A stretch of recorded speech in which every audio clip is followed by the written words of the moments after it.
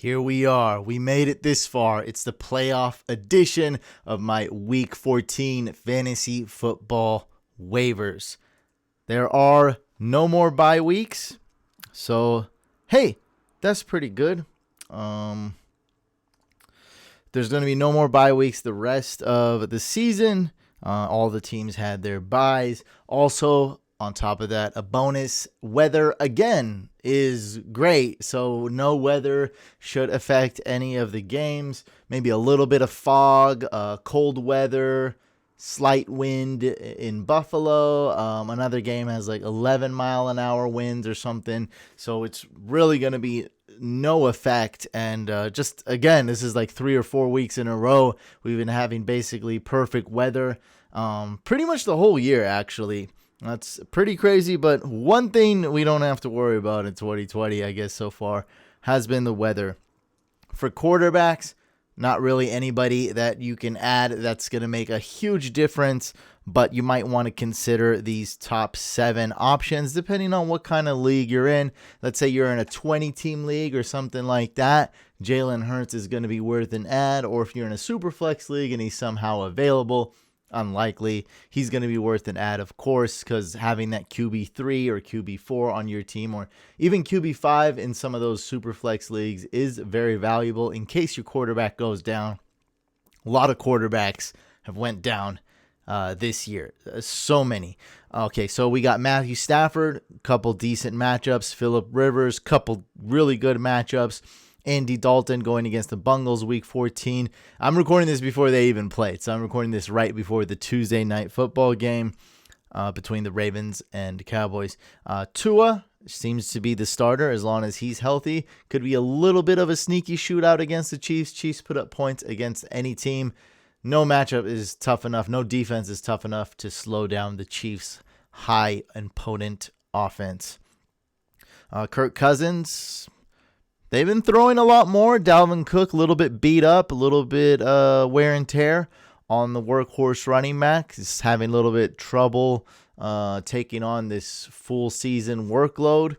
But I'm holding him up to high standards when I'm talking down on Dalvin Cook. He's still super elite, super amazing, just maybe a little bit more tired and banged up. And then a guy like Derrick Henry, maybe that's better built to handle that type of workload. But it's a running back's a tough position for anybody, especially playing over longevity, right? Playing one game is one thing, but playing year after year after year just takes a toll on your body.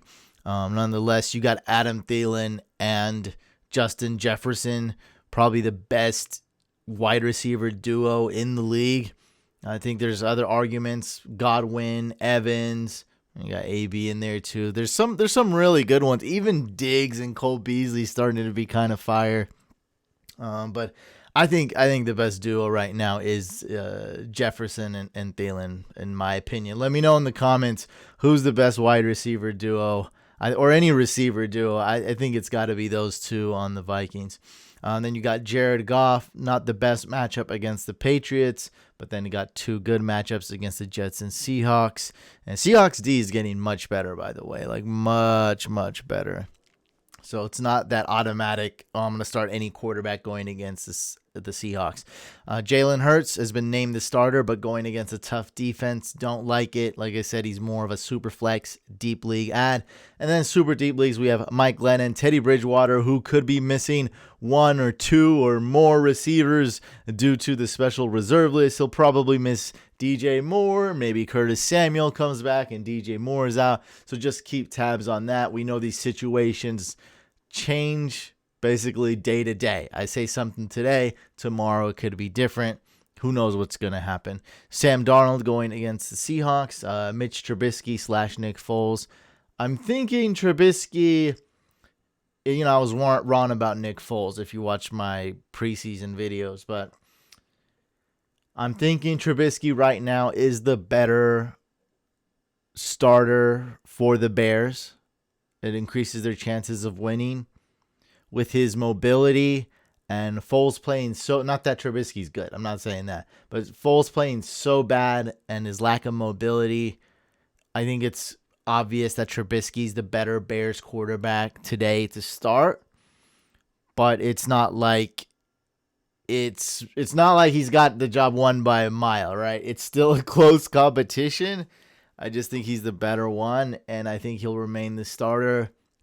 I mean, the big question, there's a huge question mark still because the Bears just lost a game where they really should have won against, like, how do you lose against the Lions? That's such a awful team loss. And so that's why I have that slash Foles. If the Bears won their week 13 matchup, I wouldn't put the slash Nick Foles, but I got to put the slash Nick Foles. I got to do it now because they lost. What an upset. And we got Daniel Jones, who might not be coming back this week, but should be coming back soon. Remember, he is injured with that hamstring injury. Drew Brees could be coming back soon. People are like asking me, is Drew Brees coming back this week? I haven't heard anything about that, so I don't see how he would come back week 14. Probably later. He'll be back soon, but probably not this week. I don't know. There's no timetable. I just don't think week 14 is realistic.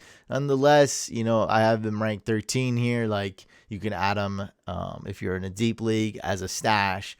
If you got the bye week locked up, this is the bye. When people say I got the bye week locked up, it means they got a bye in the first round of playoffs. Week 14 is usually the first round of playoffs. So, in two leagues, I got the bye week locked up. 2 or 3.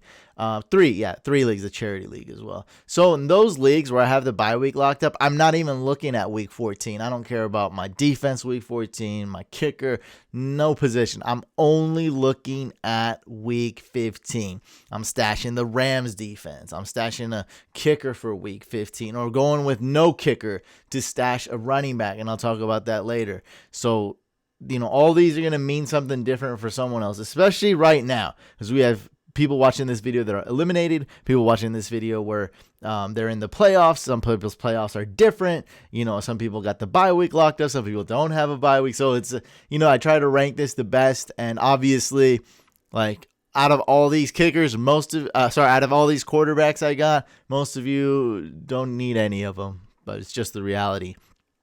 Jimmy Garoppolo also could be back week 15 if you want to stash him.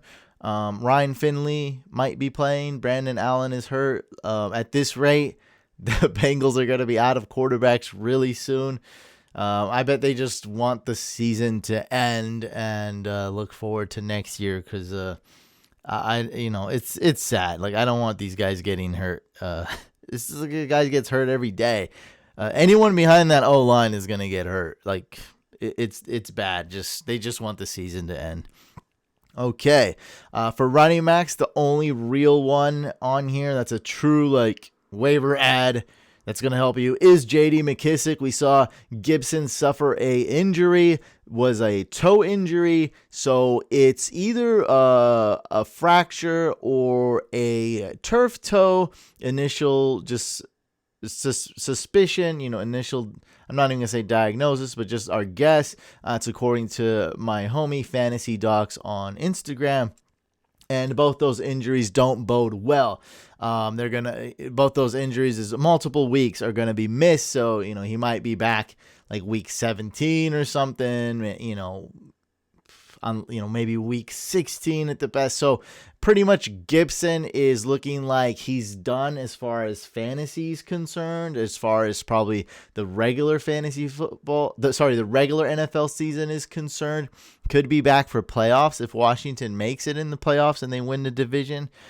Nonetheless, for fantasy owners, J.D. McKissic is the guy. He's good in non-PPR. He's great in PPR. The Washington football team uses the running back position a lot. And so J.D. McKissic, pretty much a must pick up. I still like guys like Jamal Williams, but realistically, these guys aren't going to help you win unless you're super desperate or something. So yeah, Jamal Williams, great matchups coming up here. He does split with Aaron Jones. Okay, they do split snaps. Aaron Jones is the superior back, but on a great team that scores a lot of touchdowns, that moves the ball extremely efficiently with ease every drive, Jamal Williams is still a good running back. I'm just not going to sit here and tell you he's going to win your league. It's not going to happen. He's a good RB4 for your team. If you're desperate, a great RB3, you know what I mean? That's really what it is. But still, that's worth an ad. It's good to have, he could be your third best running back or fourth best running back on your team. That's still an important position. We know what can happen. Just tomorrow, something could happen. Look, suspensions, a special reserve list, injuries, so many things. So having a good RB3 or RB4 on your team is very important. He'll get you some catches. He'll get you 8 points. And then he has that upside to get you 13 points, 17 points. Although unlikely, he has done that in the past, and he can do that even with Aaron Jones in the lineup. Then we got Ty Johnson, who might be the starting running back for the Jets. They're not a good team, by the way. Frank Gore, Hall of Famer, future Hall of Famer, suffered a concussion, so keep tabs on that.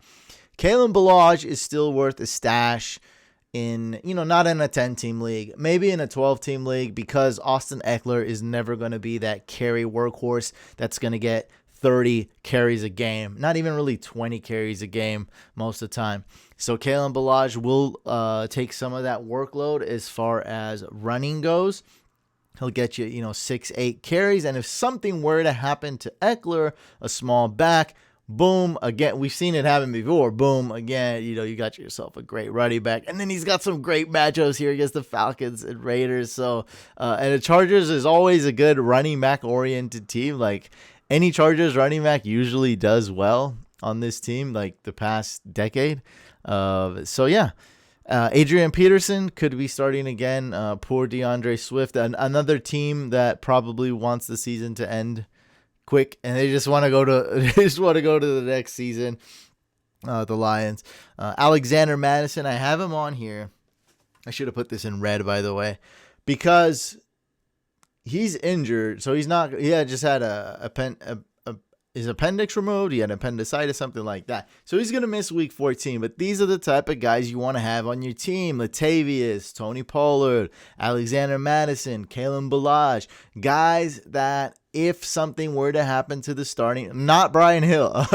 If something were to happen to the starting running back, you're going to have yourself an amazing starting running back. And Alexander Madison hasn't proven to be that so much recently, but it's just a good general idea to have. Like, all right, I need to add a free agent, right? Who should I add?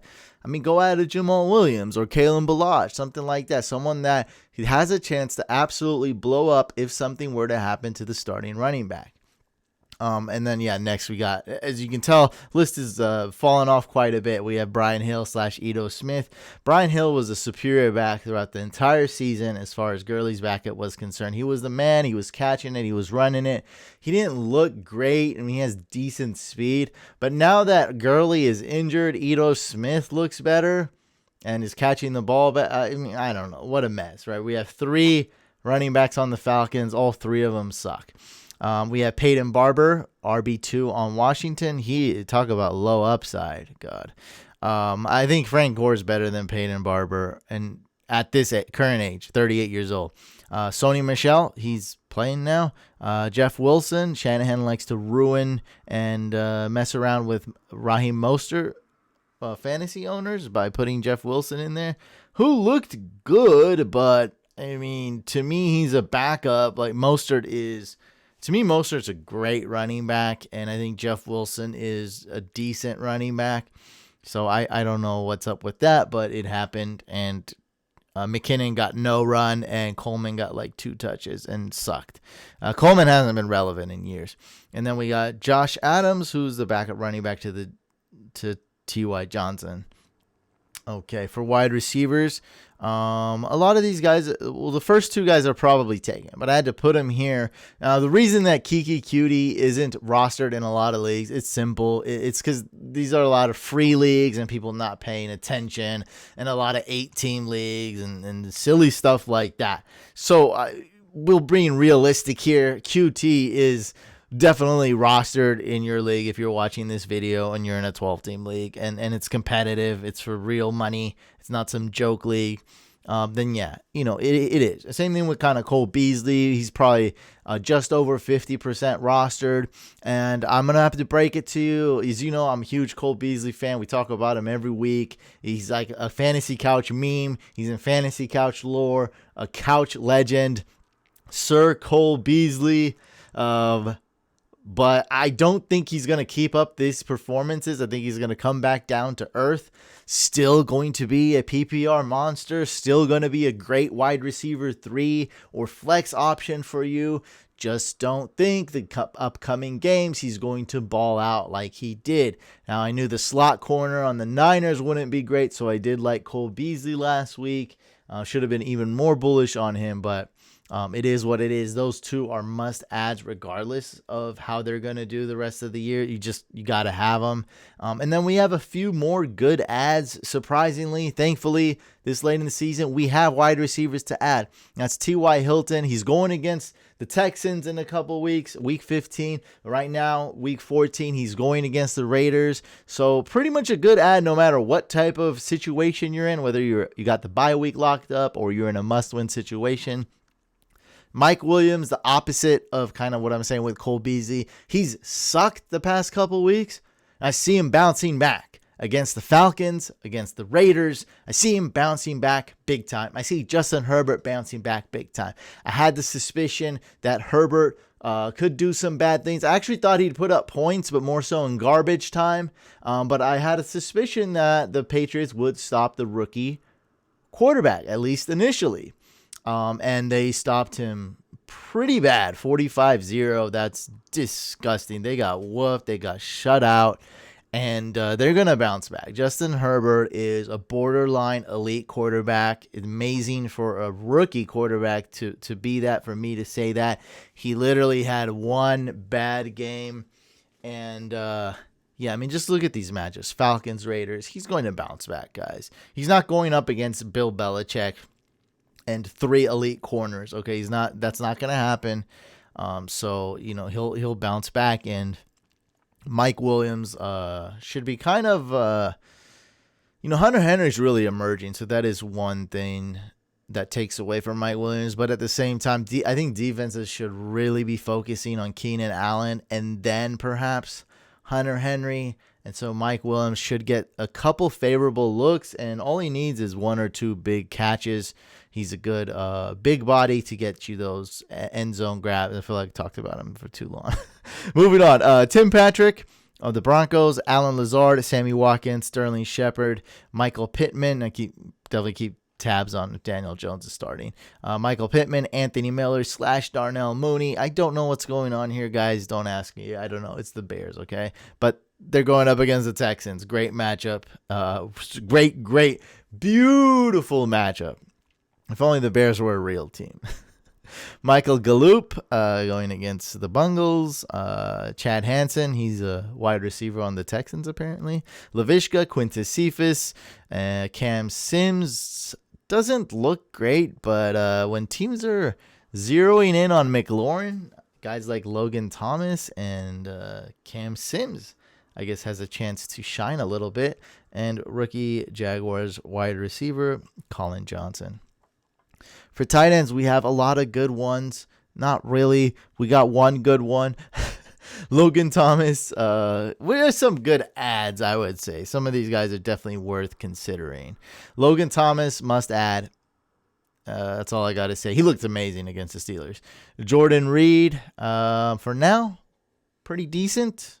Not great, but decent. I saw at least 3 tight ends get some work yesterday in the Niners game, but while Kittle is out, Jordan Reed still has that upside.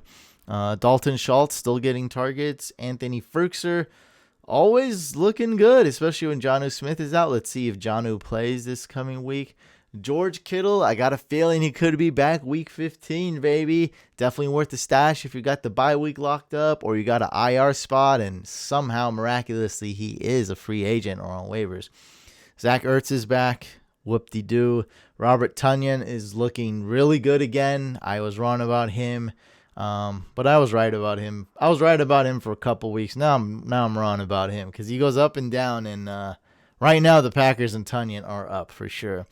Jordan Akins, who I still think I have a hope that he'll do well, but it's worn down now. The hype train, my hype train at least, is worn down. I don't think Jordan Akins is what I thought he would be. I thought he was a great stash just to see what he would do last week. He didn't do much. This team seems to really like wide receivers and not so much tight ends, and even like throwing to the running back position a little bit more than the tight end. They just haven't used tight ends since like Owen Daniels was on the team. I hope I got his name right. Yeah, they haven't really used tight ends the past decade. Cole Kmet, he seems to be taking over the Jimmy Graham role. Whatever, that sounded lame. Gerald Everett / Tyler Higbee. Really, this is the Rams. I predicted their passing offense would be good last week, but I also said hey, I don't know who's going to catch the ball. I like Cooper Kupp. I would say he has the highest chance of doing well.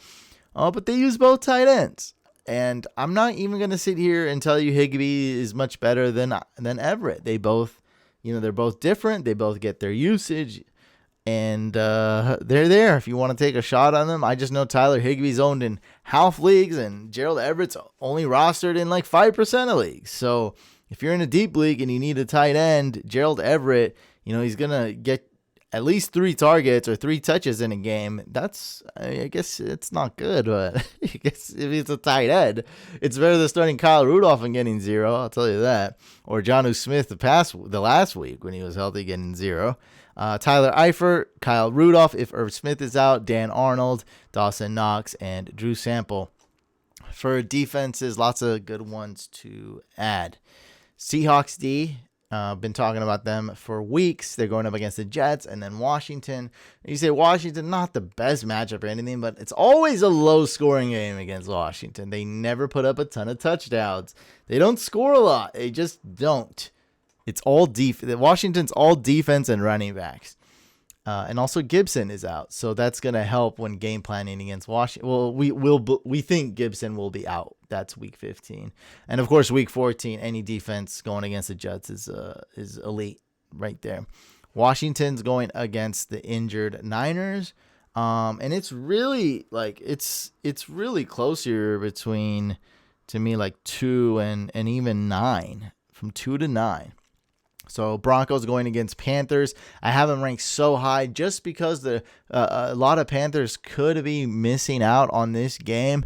That's a big loss for them and a huge boost to the Broncos D. Was AJ Boye on the Broncos? Didn't he just get suspended for trusting some medical professional? I don't know, PEDs, whatever. So might have to put him down, I guess. Not that, I don't think he's been great or anything this year. Cardinals D going against the Giants. Similar to Washington, Giants have good defense, but they don't score a lot of points, don't score a lot of touchdowns. So usually a low-scoring game. Not a lot of offense from the Giants this year. Packers D going against the Lions. They are decimated from bad ownership, bad franchise, and injuries. Bears D going against the Texans. Texans don't have a good O-line. They don't have Will Fuller. They don't have DeAndre Hopkins. Randall Cobb, I believe, still out. And Kenny Stills is off the team. Oh boy. The Bears have opportunity of a lifetime to get another easy win here. And they have failed in the past. They've been pretty disappointing, but man, do they have an opportunity to put up some fantasy points here. Get a sack, get a turnover, don't allow more than 2 touchdowns. They can do all those things. They really can. Let's see if they do. We've had more faith in the Bears D than they've deserved. But, Man, let's see what happened. Bucks D going against the Vikings, Falcons, and Lions. Now Bucks run D is great. They have a cool defense. It's just we don't trust them, and that's why I rank them so low. Nobody really trusts the Bucks as a team right now. We lost trust in the Bucks. Niners D going against Washington in a low-scoring game. Colts D going against the Raiders. Really more faith in the Colts defense putting up points. They always get fantasy points. Always find a way to get fantasy points. I think they've done it every week except 1 week. And the Raiders, their offense is good but very inconsistent, which gives the Colts a lot of upside this game. And then we got deeper leagues. We got the Cowboys going against the Bungles. Bungles going against the Cowboys. Texans D going against the Bears. Panthers D going against the Broncos. And Titans D going against the Jags. We all know Titans D sucks, but the Jags offense, not amazing. They have some. The Jags offense has some pop. They're okay. They're just, it's just like one, it could go deadly wrong for the Jags at any point. They're on their third quarterback. Like, a lot of bad things are happening over there in that organization. So if you're looking for a defense to add for the playoffs, just look at defenses that are playing the Jets and the Bengals. Also, other matchups to look at aren't quite as good as the Jets and Bengals, but they're still pretty good. Low-scoring games or sloppy offenses. It's the Giants, Broncos, Bears, Eagles, Jags, Washington, the Cowboys, the Lions, and the Texans. So look for these defenses going against these teams, and really look for defenses going against the Jets and Bengals. I have terrible news for you guys. I know a lot of you watch these videos just for these kicker pickups, but the difference between number 1 and number 10 this week is almost non-existent. It's going to be really tough. Look, I love guys like Butker, the elite guy, Younghoe Koo, the guys that you've been riding with. That's great. If you got a guy that you're confident in. But even Jason Sanders, who I love, going against the Chiefs, I don't like him this week. That's going to be tough for him. He's still a good start. He's just not better than any of these guys on this list, nor worse. So this is really the first week out of all these videos this year where I'm telling you it's really a guess game for kickers. Why? All the kickers that I looked at, I'm like, this is a beautiful matchup. This is a great setup. They're all either inaccurate, inconsistent, or they're on teams like Mason Crosby, who always finishes drives with a touchdown. They're just deadly. Aaron Rodgers, Aaron Jones, they're just deadly. Jamal Wood, they're just deadly. They just score touchdowns. And so we're just at that point right here where all the good kickers this week are on teams that score touchdowns. It's rare, but it happens. And all the kickers that are in great situations are inconsistent, like Blankenship and Gostkowski. And so we're really stuck with just throwing a dart at kickers this week. But I still rank them the best I could for you. Okay, so I did my best, and hopefully this is going to help. Rodrigo, and don't look just at last week, guys. You got to go a little bit bold here. Don't be scared. Rodrigo Blankenship going against the Raiders. I do have some faith in this. There should be some field goal attempts, and there should definitely be some extra point attempts for Blankenship. He's just got to make them. All right, so I think the attempts are going to be there. I think the Colts should be able to move the ball against the Raiders fairly easily. And Blankenship, he could go off this week, 14 point something. He just got to make his kicks. If he's accurate, he's going to do great. Similar situation to Gostkowski. Now, really, I would have ranked them number 1 if we just had a slightly more confidence and saw the Titans play well this last week and saw Derrick Henry play well.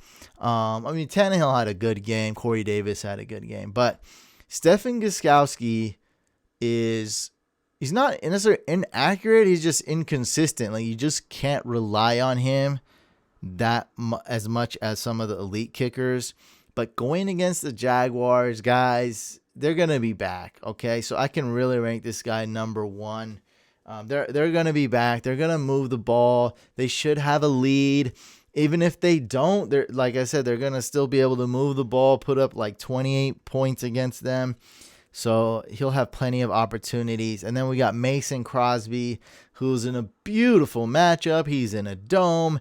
Everything's great. It's just, Aaron Rodgers, is he going to stall drives in the red zone or within field goal range at the 33-yard line, at the 30-yard line? I don't know. But I'll tell you this, Crosby's going to be kicking at least 4 or 5 times. We're just hoping if you have him, and I do have some confidence in Crosby, if you have him, hopefully some of those will be field goals and not just extra points. Then we got Will Lutz, who's just unpredictable going against the Eagles. Not a great matchup. And Taysom Hill at quarterback makes Will Lutz like, I don't know what the heck's going to happen. I really don't. Still, like, if I had him, I'd still start him. Jason Myers, Ryan Suckup, the Buccaneers, Daniel Carlson, Greg Zuerlein, Brandon McManus, Michael Badgley, and Matt Prater. So I just wish you good luck with kickers this week. I know it's not usually what I like to say, and I'm very confident in kickers, but I got to keep it real with you guys. It's just the truth. It's gonna be messy this week when it comes to kickers.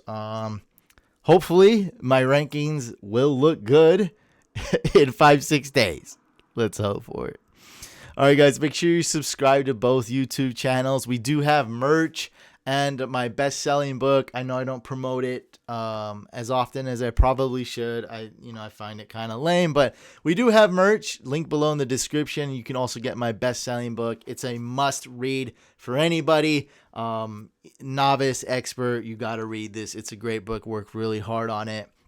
And it's got great reviews as well. By the way, bestseller. And make sure you subscribe to both YouTube channels. Drop a comment with your questions. I read every single YouTube comment, guys, and I try to reply to almost all of them. Only ones I don't is when they ask like weird questions that I don't get. You know how the internet is. Smash that thumbs up if you enjoyed it. Thumbs down if you didn't. Peace out. Let's go get that W, baby.